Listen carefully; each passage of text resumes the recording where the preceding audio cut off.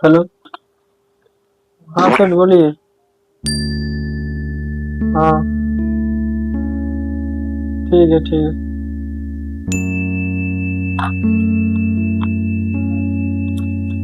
কাজ ছিল নি, কারিগরকে সব ঘর থেকে পাঠিয়ে দিছি। এই সময় শোরুম বালা ফোন করেছে। কারিগর কোথায় পাবো এখন? দেখছি এখন কি করা যায়। এই, আমি এখন শুনেছি অনলাইনে কারিগর পাওয়া যায়। হ্যাঁ, কি বলিস?